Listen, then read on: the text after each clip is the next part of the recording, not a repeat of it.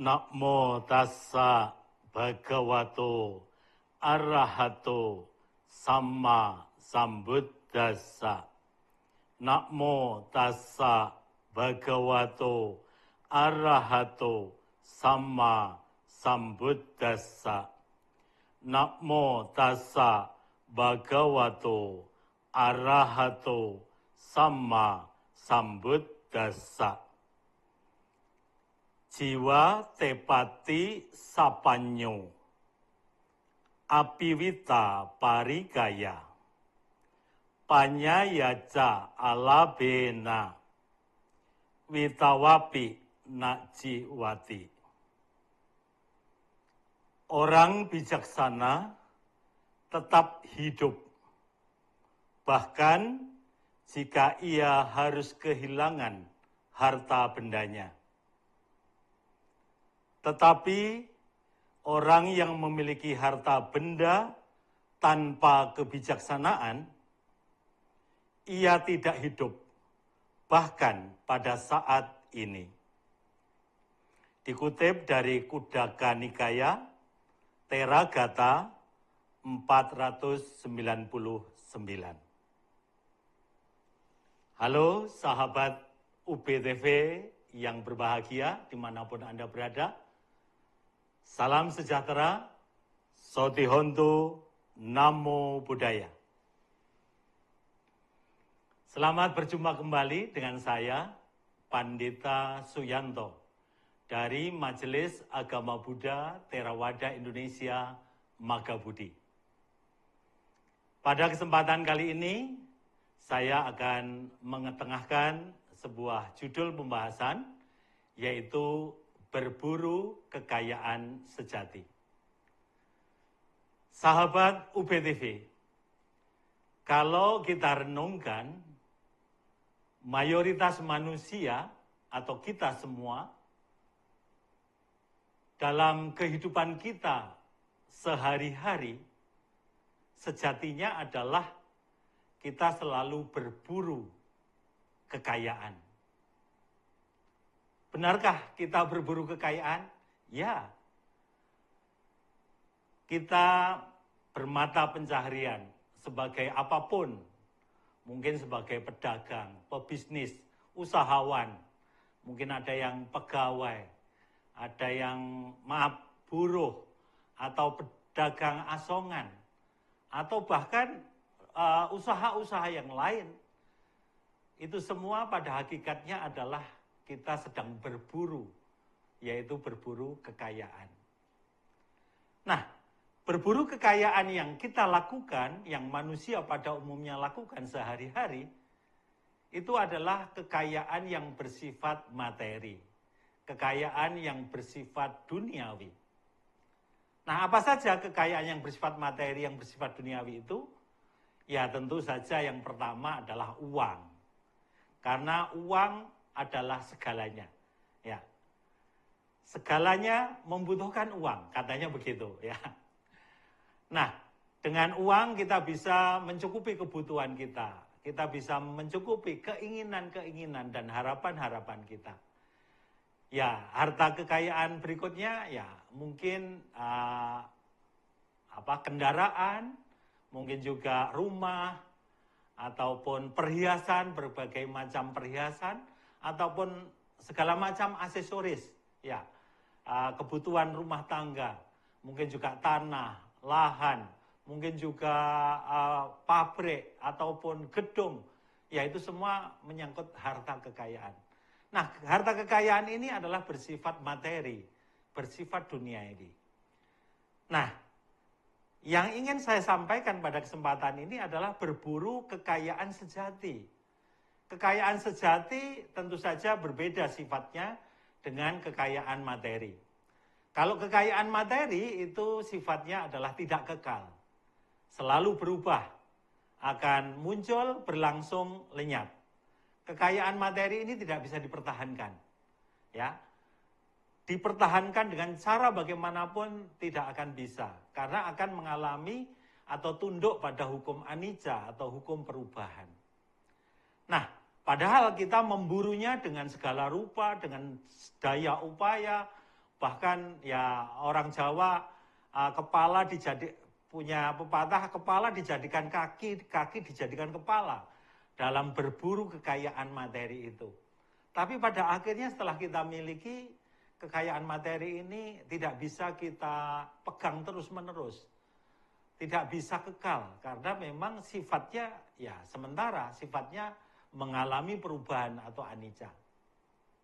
Nah, berburu kekayaan sejati, saya ingin menyampaikan bahwa itu bersifat non-materi atau bersifat batin. Dan karena bersifat non-materi atau non-batin ini berbeda karakteristiknya dengan kekayaan materi.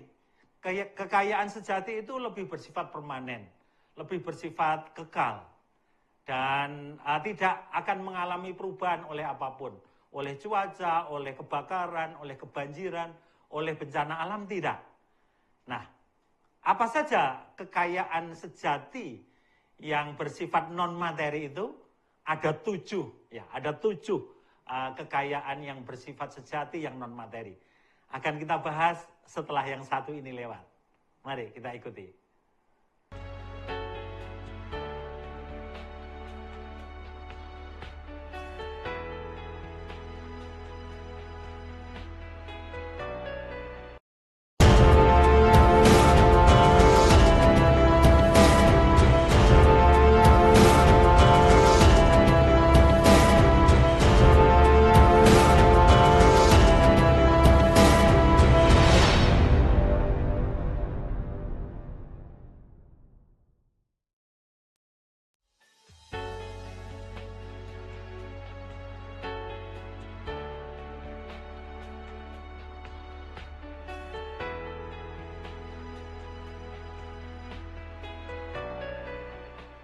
Ya, sahabat UPTV, kita lanjutkan. Tadi saya sudah sampaikan bahwa kekayaan sejati itu bersifat non-materi. Dalam agama Buddha, berdasarkan kitab Sangkita Dana Sutta, bagian dari Anguttara Nikaya, itu ada 7 kekayaan sejati yang bersifat non-materi atau bersifat batin. Apa saja 7 kekayaan sejati yang bersifat non-materi itu? Yang pertama adalah sada atau keyakinan. Jadi pertama-tama keyakinan atau sada itu sangat penting, yaitu keyakinan terhadap tiratana. Tiratana itu 3 permata, yaitu Buddha, Dhamma, dan Sangha. Itu adalah kekayaan batin yang pertama yang harus dimiliki oleh seorang Buddhis. Bahwa untuk menyatakan menganut agama Buddha, mereka pertama kali harus menyatakan menerima 3 permata atau tiratana itu sebagai perlindungan. Jadi berlindung kepada 3 permata, Buddha, Dhamma, dan Sangha. Nah, selain keyakinan terhadap tiratana, juga keyakinan terhadap Sang Buddha dan ajarannya. Tentu saja ajarannya ya Dhamma atau agama Buddha, itu ajaran dari Sang Buddha. Kemudian juga keyakinan terhadap hukum-hukum kesunyataan yang menjadi ajaran dalam agama Buddha. Yaitu ada hukum kama, hukum punabhawa, kemudian ada hukum tilakana, ada catari arya sacani atau 4 kebenaran mulia, dan jalan utama berunsur 8 atau atta arya maga. Kemudian ada tilakana, ada paticca samuppada, ada juga nibbana. Nah, itu juga harus dimiliki keyakinan-keyakinan terhadap hukum-hukum kesunyataan itu. Nah, inilah kekayaan yang pertama. Dengan bermodal keyakinan, maka akan meningkat, akan tumbuh kekayaan yang bersifat non-materi berikutnya. Nah, keyakinan dalam agama Buddha tidak bersifat membuta. Artinya apa? Keyakinan dalam agama Buddha itu bersifat penembusan atau pengertian yang benar. Dengan cara ehipassiko, yaitu datang, melihat, membuktikan. Jadi keyakinan itu tumbuh dengan membuktikan, menyelidiki, mencermati bahwa apa yang diajari itu bermanfaat untuk diri sendiri, bermanfaat untuk orang lain, untuk orang banyak, baru diyakini. Inilah keyakinan yang pertama sebagai kekayaan dari 7 kekayaan sejati tadi. Kemudian yang kedua adalah sila. Sila adalah kemoralan. Umat Buddha itu bertekad menjalankan 5 sila. Yaitu sila pertama, tidak melakukan pembunuhan terhadap semua makhluk, termasuk penganiayaan. Yang kedua, tidak mengambil barang yang tidak diberikan atau mencuri. Yang ketiga, tidak berbuat asusila atau berzina. Yang keempat, tidak berbohong. Dan yang kelima, tidak bermabuk-mabukan. Nah, 5 sila inilah yang menjadi tekad sehari-hari dijalani oleh seorang Buddhis, seorang umat Buddha. Dengan keyakinan, kemudian didorong, dilengkapi dengan menjalankan 5 kemoralan atau sila, maka kekayaan batin, kekayaan sejatinya bertambah. Ya, seperti itu. Kemudian untuk mendukung pelaksanaan keyakinan yang kedua, yaitu sila, kekayaan yang ketiga adalah hiri. Hiri artinya adalah rasa malu untuk berbuat jahat. Baik itu melalui pikiran, ucapan maupun badan jasmani, akan melakukan perbuatan jahat timbul rasa malu lebih dulu. Karena ada rasa malu maka urung melakukan kejahatan itu. Kejahatan melalui pikiran, ucapan maupun badan jasmani. Kemudian kekayaan yang keempat adalah otapa. Otapa artinya adalah rasa takut akan akibat dari perbuatan jahat. Jadi yang ketiga tadi malu untuk berbuat jahat, tapi kalau itu masih lolos, maksudnya tidak mampu mencegah perbuatan jahat, maka yang keempat yaitu otapa. Rasa takut akan akibat dari perbuatan jahat. Sesuai dengan hukum karma, kalau kita menanam kejahatan, maka akan berakibat penderitaan. Kalau kita menanam kebaikan, akan memberikan pahala berupa kebahagiaan. Maka untuk perbuatan jahat ini, ya tentu saja harus takut akan akibatnya. Itu adalah otapa. Kemudian yang kelima adalah bahu saja. Bahu saja artinya memiliki pengetahuan dhamma yang luas.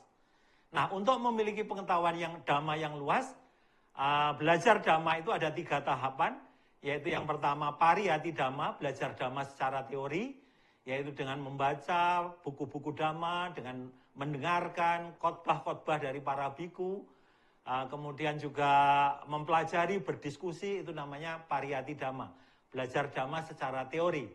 Kemudian yang kedua adalah belajar dhamma secara praktek atau pati dhamma. Jadi mempraktekkan dhamma, apapun yang dipelajari, banyak atau sedikit, itu berusaha untuk dipraktekkan dalam kehidupan nyata sehari-hari. Bukan hanya dipelajari secara intelektual, secara ingatan, secara pengetahuan, tapi dipraktekkan langsung. Itu adalah pati dhamma.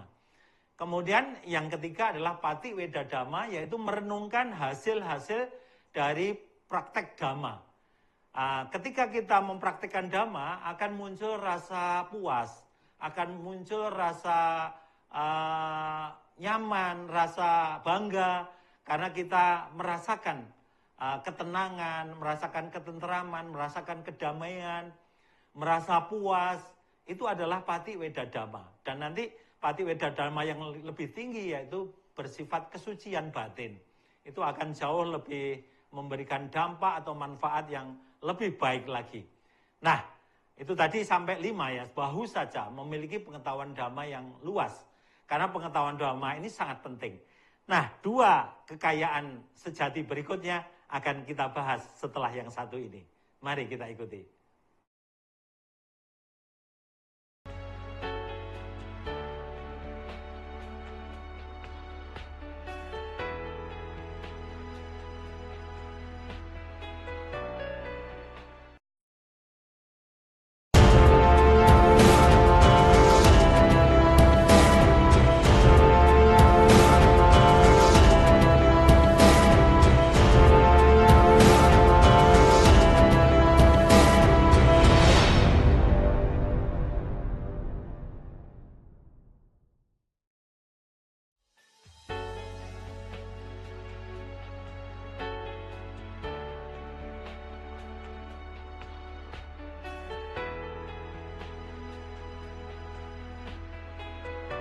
Ya, baik, sahabat UBTV.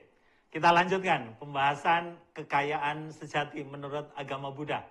Tadi sudah kita bahas ada 5 kekayaan sejati, yaitu sada keyakinan, kemudian sila kemoralan, hiri, malu berbuat jahat, kemudian otapa, yaitu takut akan akibat dari perbuatan jahat, dan yang kelima adalah bau saja memiliki pengetahuan dhamma yang luas. Nah, yang keenam dari kekayaan sejati itu adalah caga. Caga artinya adalah kedermawanan. Kedermawanan itu artinya kerelaan untuk berdana, untuk beramal. Nah, kedermawanan atau kerelaan untuk berdana ini dalam agama Buddha merupakan ajaran yang paling awal. Kenapa paling awal? Karena kerelaan atau berdana itu paling mudah untuk dilakukan. Sebelum kebajikan-kebajikan yang lain, awal mula dilatih adalah kedermawanan atau berdana.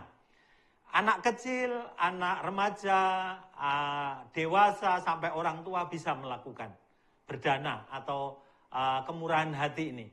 Kemudian orang yang baik-baik pasti bisa berdana, beramal, dermawan. Kemudian orang yang jahat pun sebenarnya bisa. Meskipun seorang penjahat, seorang perampok, seorang pembunuh punya jiwa untuk beramal, berdana. Karena itu kedermawanan atau caga ini menjadi kekayaan yang sebenarnya merupakan ajaran paling awal di agama Buddha. Karena bisa dilakukan oleh siapapun dan dalam kondisi apapun sebenarnya bisa melakukan. Karena berdana juga tidak hanya berupa materi, bisa juga berupa pemberian maaf, bisa juga bersifat jasa atau tenaga, bahkan waktu itu bisa. Nah, yang ketujuh, kekayaan yang paling tinggi tentunya, yaitu panya. Panya artinya adalah kebijaksanaan. Nah, tidak cukup hanya memiliki 6 kekayaan non-materi atau kekayaan batin tadi. Yang paling tinggi adalah kekayaan kebijaksanaan atau kekayaan yang bersifat jauh lebih tinggi, yaitu bisa memandang segala sesuatu secara apa adanya. Kebijaksanaan itu artinya bisa memahami bahwa sifat dari kehidupan ini adalah selalu diliputi oleh anicca atau ketidakkekalan. Harta benda kita, kekayaan kita yang bersifat materi, semuanya tidak kekal, selalu berubah. Maka harus dimengerti. Kemudian diri kita, badan jasmani kita, keluarga kita, orang tua kita, pasangan hidup kita, anak-anak kita, semuanya juga tidak akan bisa dipertahankan, tidak kekal. Cepat atau lambat akan mengalami perubahan, akan berpisah dengan diri kita. Jadi sifat keanicaan, sifat ketidakkekalan itu mesti dipahami. Sehingga ketika kita pada saatnya harus berpisah dengan apapun, dengan harta kekayaan, dengan keluarga yang kita cintai, dengan jabatan, dengan kedudukan, dengan apapun kita sudah siap mental. Inilah kebijaksanaan, ya. Dan apapun yang bersifat tidak kekal atau anicca itu tentu menimbulkan ketidakpuasan, menimbulkan kekecewaan, menimbulkan penderitaan. Nah, ini juga harus dipahami bahwa anicca itu akan menjadi sumber duka. Duka itu ketidakpuasan, penderitaan. Nah, kalau kita bisa memahami bahwa sifat kehidupan, segala sesuatu yang kita miliki, kekayaan materi itu demikian adanya, selalu diliputi oleh anicca dan duka, dan kita tidak melekatinya.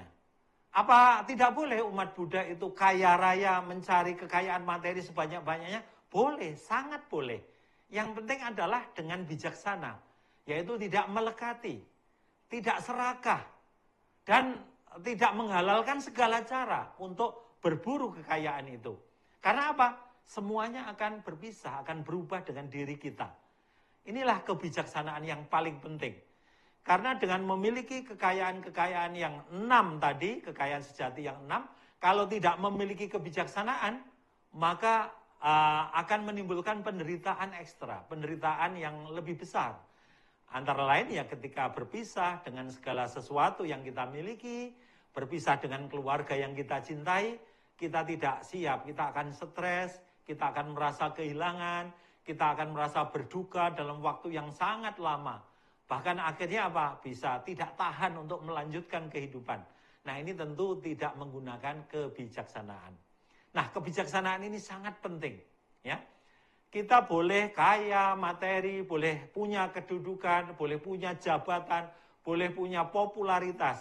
Tapi kalau tidak punya kebijaksanaan, apapun yang kita miliki itu cepat atau lambat pasti akan berubah, akan berpisah dengan diri kita.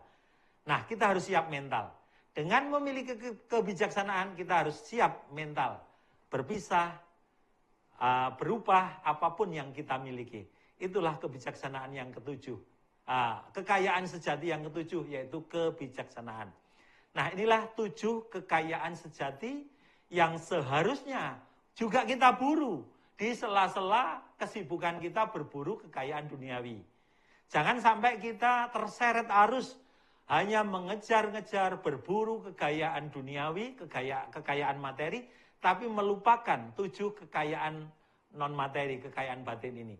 Karena apa? Kekayaan yang sifatnya non-materi, yang sifatnya kekayaan batin ini bersifat lebih permanen. Dan itu akan membawa kemajuan kehidupan kita untuk mencapai tingkatan-tingkatan kehidupan yang lebih tinggi. Kelahiran-kelahiran yang akan datang untuk mencapai surga. Bahkan untuk mencapai alam Brahma. Bahkan untuk mencapai Nibbana. Dibutuhkan 7 kekayaan sejati ini. Ya. Karena itu, mari kita tidak hanya terbuai berburu kekayaan materi. Kita juga harus menyempatkan diri, bahkan mengalokasikan waktu untuk juga berburu kekayaan sejati yang bersifat lebih permanen, yang bersifat lebih kekal, dan itu akan membawa kehidupan kita mencapai tujuan yang tertinggi. Kehidupan di surga ataupun pencapaian Nibbana atau Nirwana yang menjadi tujuan dari kehidupan. Itulah saudara-saudara atau sahabat-sahabat UB yang bisa kita bahas pada saat ini. Semoga dapat menambah wawasan, semoga kita semua berbahagia, dan jangan lupa untuk berburu kekayaan sejati. Sabe sata bawantu suki tata. Semoga semua makhluk berbahagia. Sadu, sadu, sadu, soti hontu, namo buddhaya.